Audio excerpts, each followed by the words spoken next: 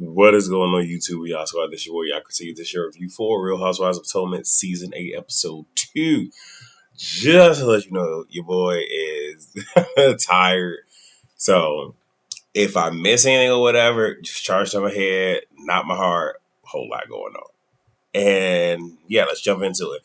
So we start off with Ashley and Sheila.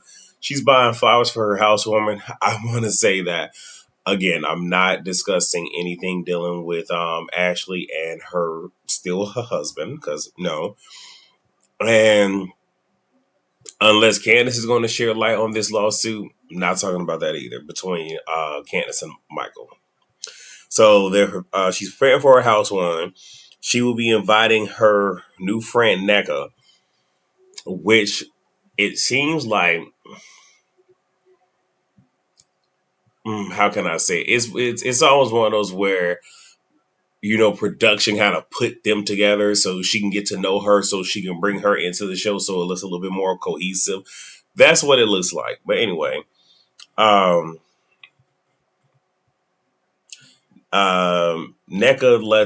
has pretty much said to Ashley that she had met Wendy before.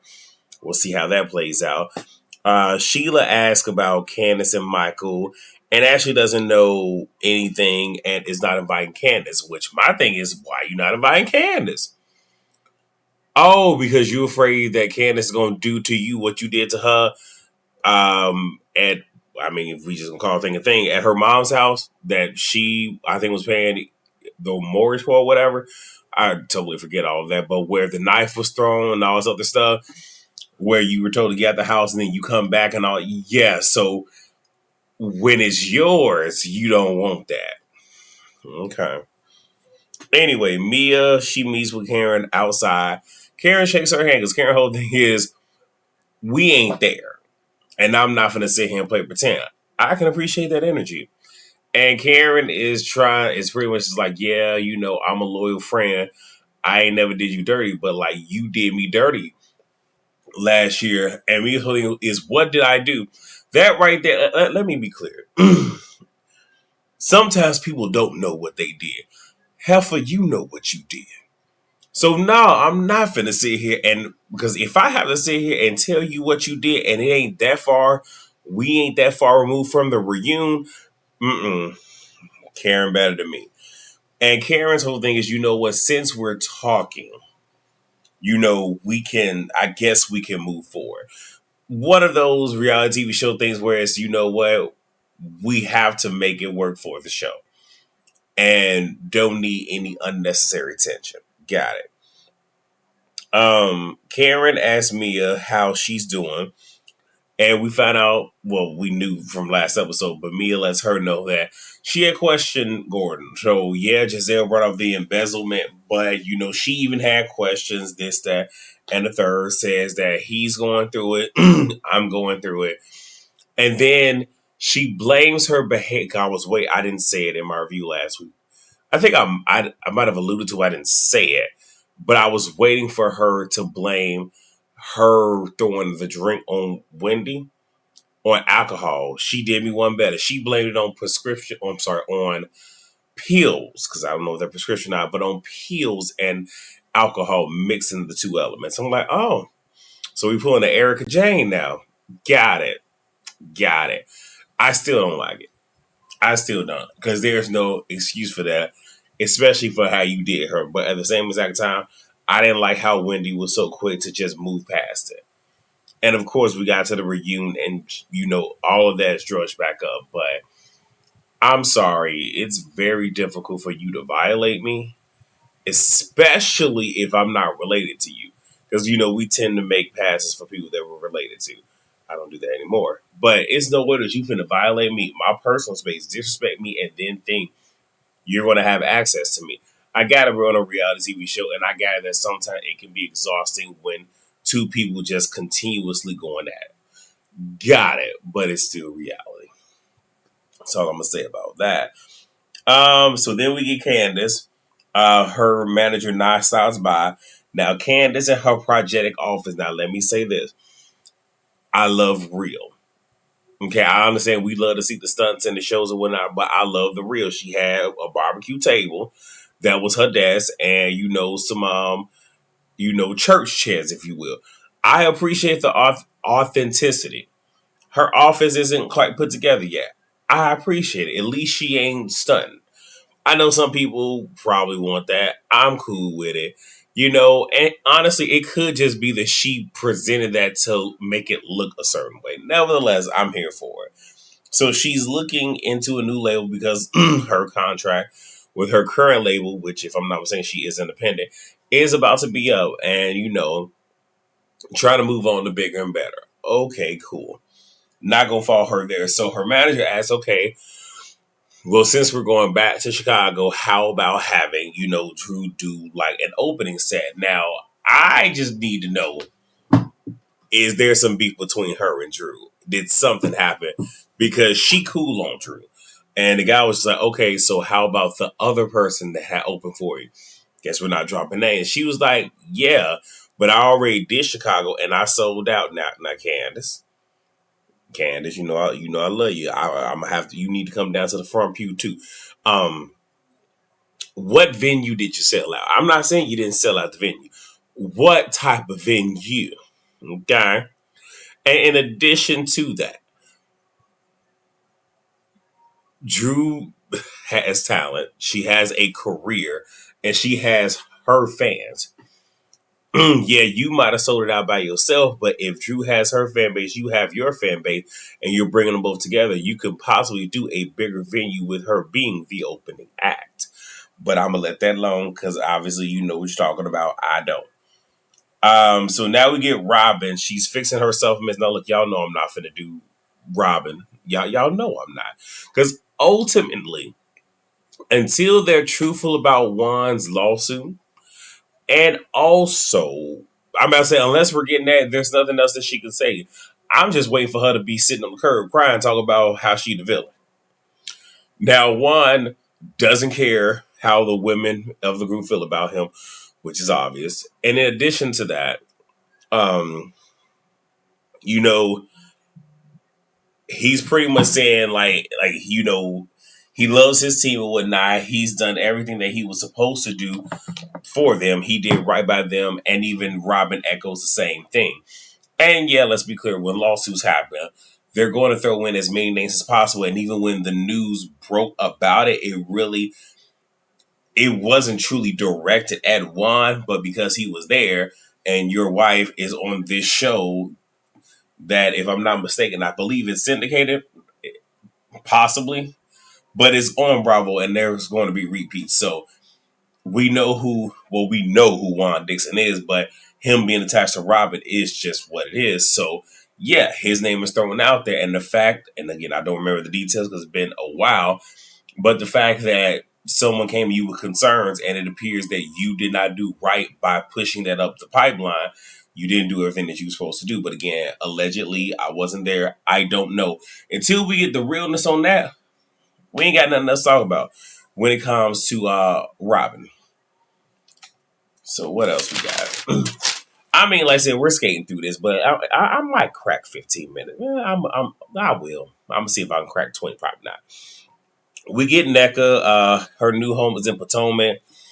It took her a while to actually, close on this house because she had two properties that I guess had failed to list, which caused delays. And she was, naming off all the homes that she has and things that she has, talking about, how generational wealth is, such a thing and all of this other stuff. I just don't want her to come on being a liar. So we gonna see. I ain't even gonna give NECA too much. I'm gonna wait and see how stuff plays out. Okay. We get Wendy with a girl named Marsha, who is a producer. She's looking for a studio space because she wants to do a talk show. Now, with everything that first and foremost, let me first start by saying, I don't believe this. Okay. But I'm going to slightly entertain this. Slightly. And with the space that they had, I can see that, okay, if we want to do, it was like a studio pretty much. Like, if we want to cook a, Nigerian, dish, here's the kitchen for that. Can have coffee over there, da da da da da da da. But there's a lot of stuff that initially I wrote down, like, how do you not know what a PA is? But because she's been doing television for a hot while, pretty sure this is Wendy just playing it up for the cameras. And also, it's interesting how since her first season, because her first season, I believe, was what, season 5, you were just a professor, then the very and the commentator. Then the very next season, we're doing candles. Very next season, we're doing the lounge. Now, this season, we're doing the talk show. And my only thing is, like, you couldn't do that in your basement. You can't carve out just one room in your house and literally do a podcast style talk show to where it is a podcast, and that's on one streaming. Look, can be giving advice. That's on one service, one streaming platform, but then you can actually post the actual video in clips in segments onto like a YouTube, and then put even smaller segments onto your social media to gain traction for them to go to those other different venues. Like I said, I mean, again, I don't do a whole lot with my platforms. It's not to say that I don't know what to do. So again, I feel like this is just a whole lot. And look, chances are it seems like NECA, or should I say Ashley, is going to give Wendy a storyline, just how unfortunately Mia gave Wendy a storyline last season with everything that was going on with that, and also, Sock Neck, but we ain't going backwards.